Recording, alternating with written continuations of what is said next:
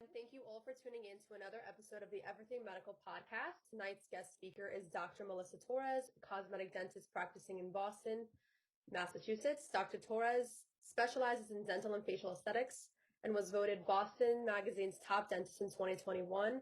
She also puts much emphasis on your smile being worth it in her practice. Thank you so much for joining us tonight, Dr. Torres. Thank you so much for having me. I really appreciate being here this evening. Thank you. So yes, I currently practice north of Boston in Reading, Massachusetts. I've been practicing for about 4 years.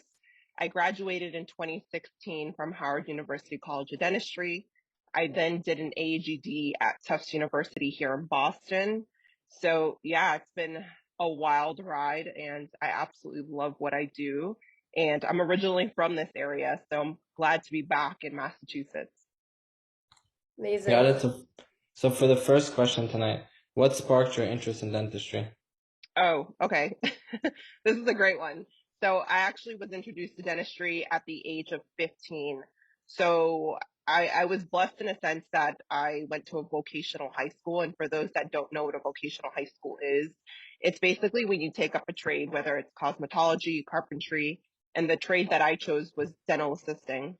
So 1 week you had academics where you learned about, just like math, science, and all that. And then the other week you learned about your trade. And mine specifically was dental assisting. So that's how I basically grew my passion for dentistry. I was a dental assistant for like 18, 19 years throughout high school, college, and a part of dental school. That in high school, I decided I did want to be a dentist. So I went to college and then ended up in dental school. So started very early and I absolutely love it. So. And what specifically sparked your interest in pursuing cosmetic dentistry? Yeah, so that's a little bit of a twisted story. So I was an oral surgeon's assistant for, I'd say, a good chunk of my dental assistant career. And I initially, when I went into dental school, I thought I wanted to be an oral surgeon. It really wasn't into D4 year, which is like, I'd say D3, D4 year, which is your third or fourth year in dental school, basically when you're introduced to the clinic, where I realized I really, really loved the restorative aspect, which was, filling teeth, creating art with what we call composite or just white filling material. And I realized at that point that I didn't want to go into oral surgery. Well, at least I was unsure if I wanted to go into oral surgery, and that's the reason why I went to do my AGD at Tufts University. And that solidified my decision in pursuing cosmetic dentistry and completely focusing on not only creating smiles for patients, but being able to transform somebody's smile to basically boost their confidence and their self-esteem.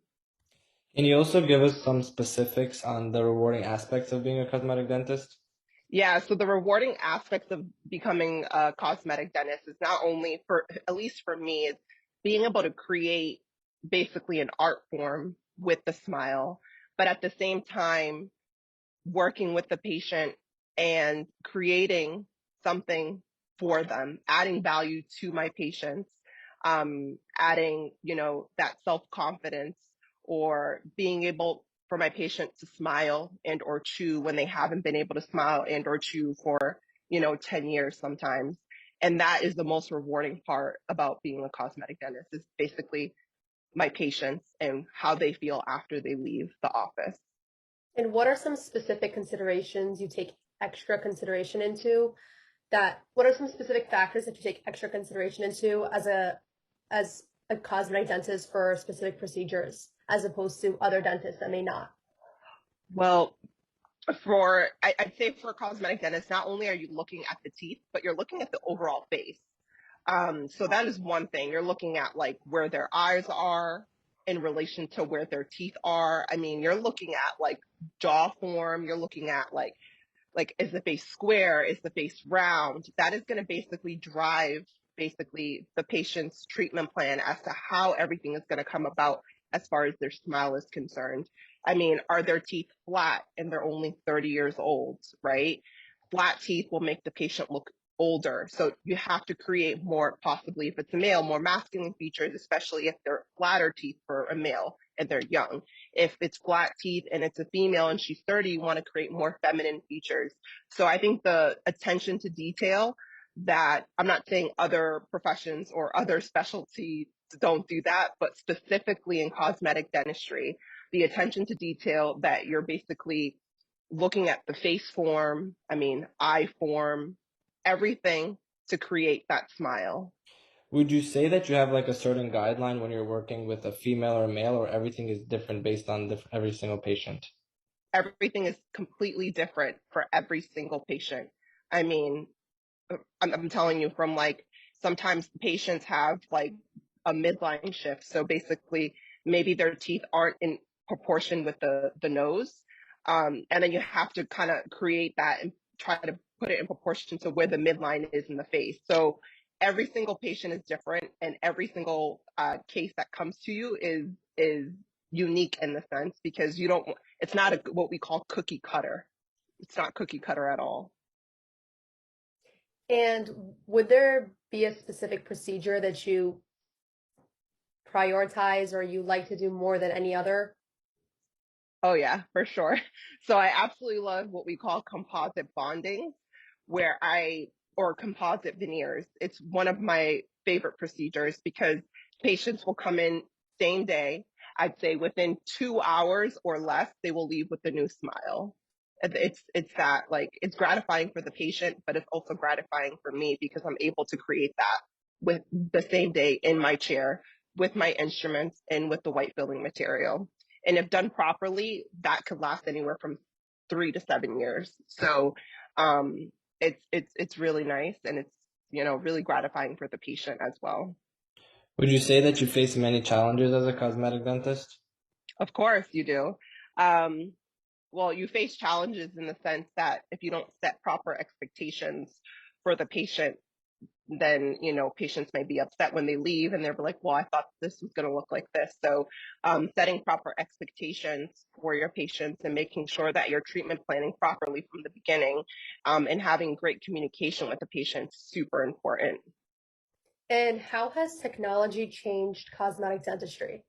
Oh my goodness, there's so many things. I was actually just talking to a colleague of mine, which it's almost integrated, right? Implant dentistry, cosmetic dentistry, it's all combined. There's this new I forget what it's called, but it's basically a robot.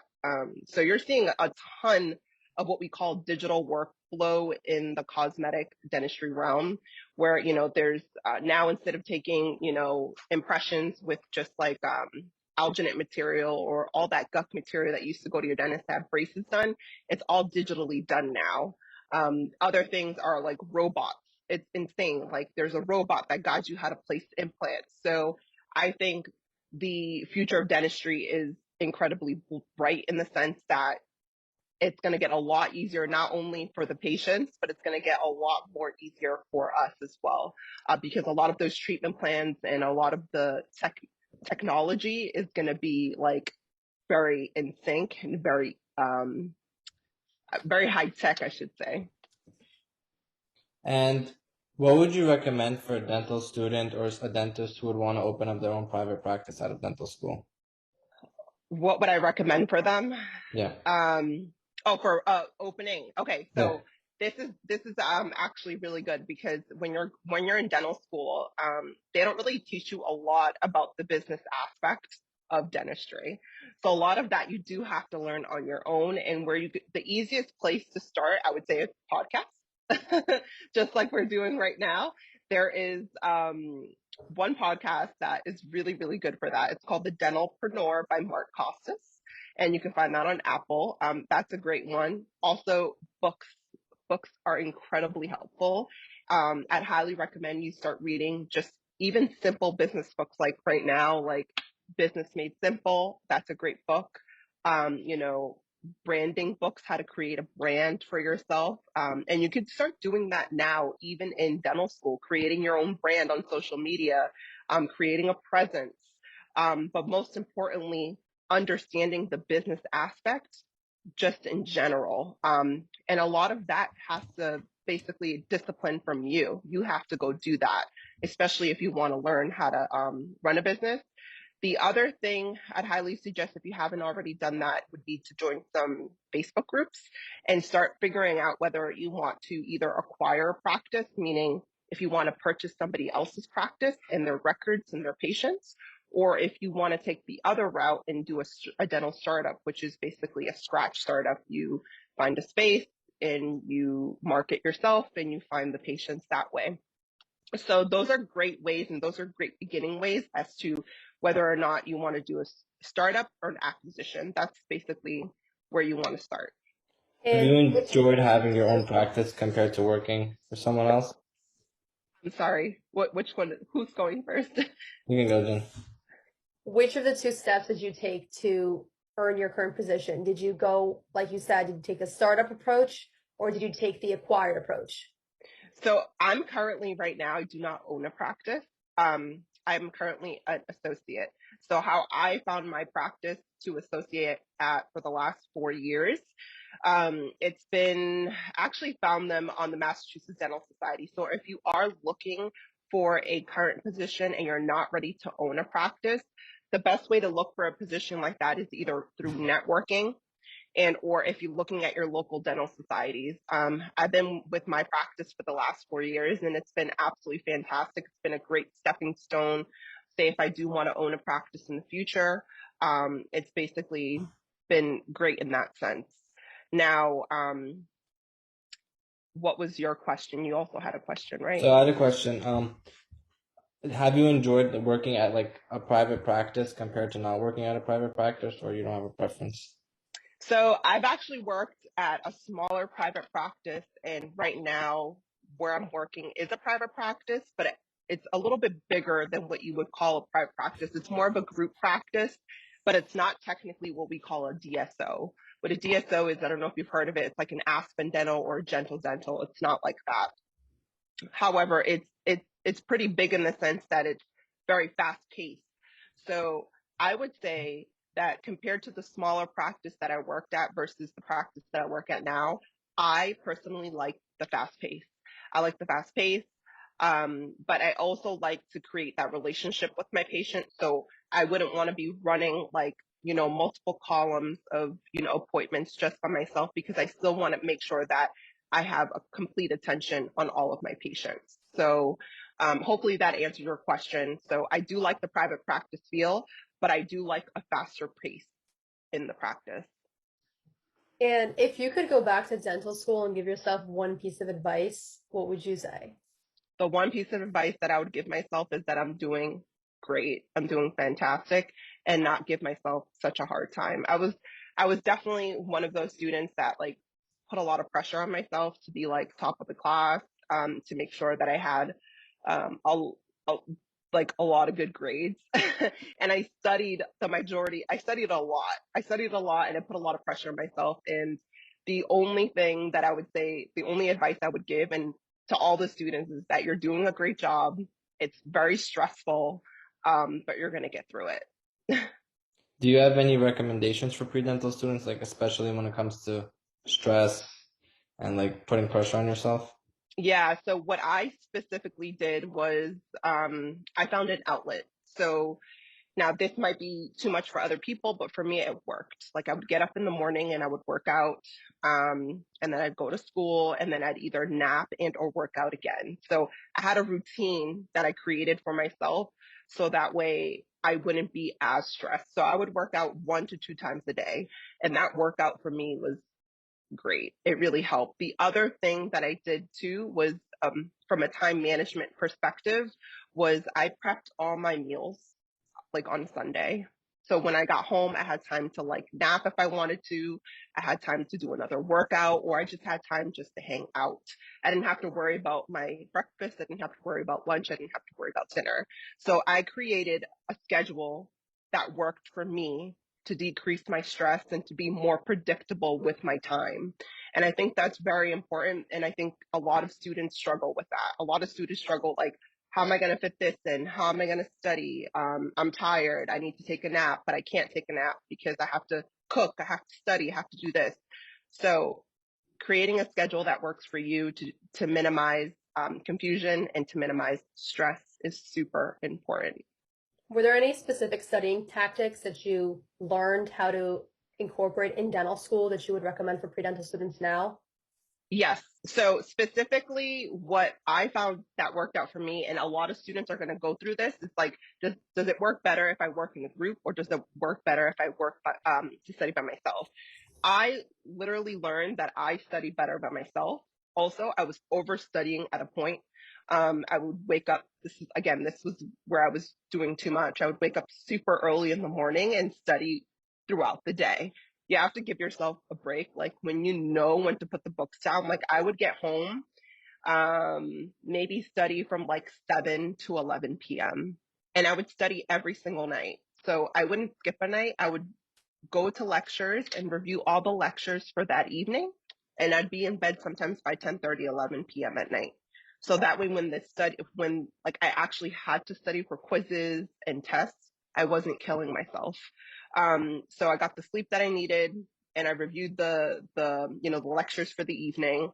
And then when quizzes and exams came, I wasn't like staying up till 3, 4 in the morning, pulling an all-nighter, killing myself. So that specifically worked for me. And again, that's creating a study schedule that works for you, where you're not stressing out.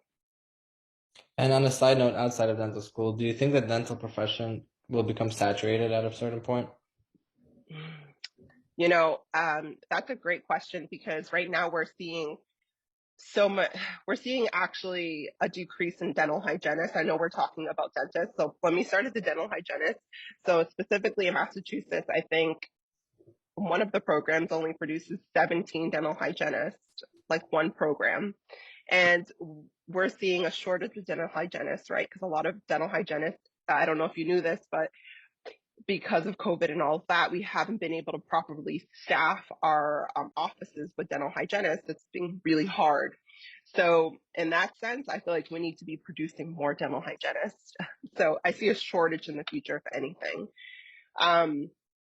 For dental students, I think there's, if anything, I always think there's enough for everyone to eat, right? I don't think it's going to be oversaturated. What my concern is for future dental students is the extreme cost of dental school is ridiculous.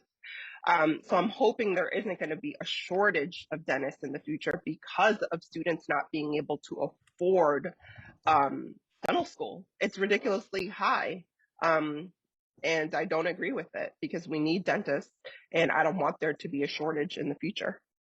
Do you have And recommendations for students to manage dental debt? Manage dental debt. So one thing that I didn't do that I'd highly recommend everyone does is, maybe because I was just being lazy or maybe I just didn't know, is like obviously try to get scholarships. I got some grants throughout dental school, but if you can get like a lot of scholarships, that's going to help decrease. The other thing that I see a lot of my colleagues had done was either like volunteer for like a nonprofit organization, where if you volunteer for X amount of years, they'll pay some of your tuition down. Also, are like the military, they're going to obviously pay, if you give 4 years, they're going to pay for your dental school as well. So there's definitely ways to do it. It's just a matter of whether or not you want to take that route. There are rural areas too that are looking for dentists that nobody wants to go there, but they'll pay your tuition if you stay there for X amount of years. So again, there's definitely solutions to keep the debt down. It's just a matter whether or not you want to do it. can you also tell us about some of the differences and changes you've experienced before COVID and after COVID, and even during COVID as a dentist? So one of the major changes that I think one of the major scares and changes that we saw as dentists was the PPE, the amount of PPE that we actually had to wear. From patient interaction wise, like a lot of my patients don't even know what I look like. Like now post COVID, like the other day, it's like all I see is your eyes, because I'm still wearing, like, I wear a level 3 mask, but I'm still wearing a shield, right? Because I choose to wear a shield because of the amount of aerosol, right? So I'm just like, okay, so that was definitely a challenge. the other challenge that you saw was, the breathing aspect, when you actually had to wear an N95 and then a level 3 and all that. That was extremely challenging. Being able to find PPE during COVID was also extremely challenging. The overhead cost in dentistry has also gone up along with everything else. If you can see, like, food has gone up, everything has gone up. Well, gloves, masks, gowns, all of those fees have gone up in the dental practice. Shortage of staff has also gone up. So, dental assistant shortage, hygiene shortage. It's not like we're not getting by, but it's those are all challenges that you have to face. And just, one of the people that I absolutely love is Jim Rohn. It's like, you have summertime and then you have fall and then you have winter. It's like a repetitive cycle. So it, like, history repeats itself. So unfortunately, you just have to prepare for these times when you're going to see challenges like this, and you have to be prepared and overcome them. So we're eventually going to get over the hump and everything's going to hopefully go back to normal. But yeah, there's been a lot of challenges, but we've been trucking through them for sure. Would you say that social media has facilitated any of these challenges during the COVID? In what way would you say? Networking, your practice, and maybe reaching out to more patients? Social media specifically for me has created such a positive way to market for patients. Being able to connect with my patients via social media has been great because they have been able to see my face there on social media. Patient education. It's just a great way to connect with patients that way. So I think overcoming those challenges through social media has been fantastic. Obviously, there's been other things of social media that haven't been so great, like the negativity and, all those media outlets, but I tried to avoid that. But yes, social media is definitely something that I highly recommend that everybody gets into if they're trying to start a practice and or if they're just trying to build a personal brand and they're an associate within a practice and they want to create a patient pool that they want to be able to work on specifically. Like for me, I like to work on cosmetic dentistry, so that's what I market to. And those are the type of patients that I attract and come into the practice, even though it's not my practice. Highly recommend that. It's very, very effective. Those are all the questions we had for you tonight, Dr. Torres. Thank you everyone so much for tuning in, and we hope that you were able to take some insight out of this discussion, and hopefully this discussion aided in some of your decision making towards dental school and after dental school. And we hope that everyone was able to take something from this tonight. Thank you so much, everyone, for tuning in. Thank you. Thank you.